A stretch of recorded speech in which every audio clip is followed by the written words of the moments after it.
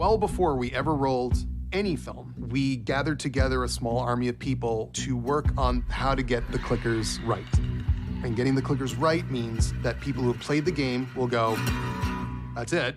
And people who haven't played the game are gonna go, oh my God.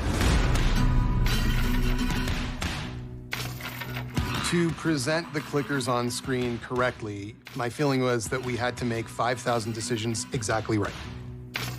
We brought Barry Gower in. Barry Gower worked on our prosthetics on Chernobyl. He's the best. When we joined the show, we spoke to both Neil and Craig about the design for the clickers, and we started off with a lot of preliminary concept art.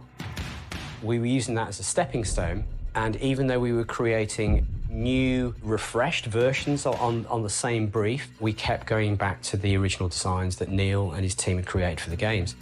Neil and I were ruthless in our pursuit.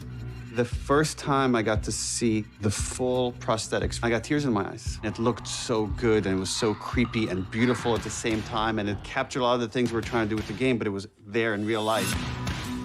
We found some terrific actors who were fans of the game and understood the movement, and we're really happy with how it all turned out.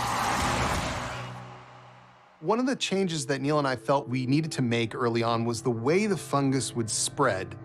Obviously, we did a lot of research on fungus and cordyceps. Neil and Naughty Dog, of course, had gone through a lot of that stuff as well. We started looking at something called mycelium, which are these threads that make up fungus. In the game, it spreads through biting and saliva, but it also can spread through the air, through spores. And while that works in a video game environment, in real life, spores move around everywhere. And it's just harder to buy into the notion that spores localize and don't spread. Craig had this idea that I loved, which is just like the way fungus operates, is sometimes it's like the largest organisms you could have in the forest. It's a single organism that could just communicate to different parts of it. Like if you touch a tendril here, a mile away, you could wake up a horde of infected that will now like come after you. Indeed, there is this thing called the wood wide web. Fungus can communicate chemically over insane distances. They are remarkable organisms, and unfortunately, in this case, also terrifying. And that's one of those changes that we made from the game to the show. In the game, it was the military chasing us, but we felt like, just again, the way it was playing out, we couldn't sustain that. And I believe it's actually more dramatic and kind of interesting than what happens in the game. Tess was a character that we did quite a bit of expansion on. She doesn't have any particular emotional connection to the world as far as we know. So in that regard, she's kind of a perfect survivor. Once she understands what Ellie is, and that Ellie represents some modicum of hope for the world, you see that there is something in her that was always there that is ready to come back out.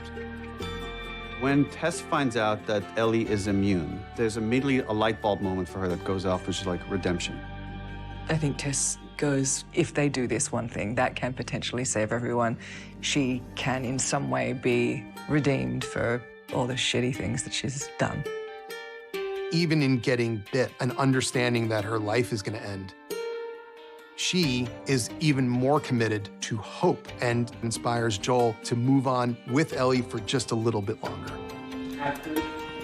I had imagined that the scene was going to be very different to the way that it actually turned out. I thought it was going to be much slower, and I thought it was going to be like this magnetic kind of pull. And then when we came to do it, I don't know, it was just so not what I had thought it was going to be.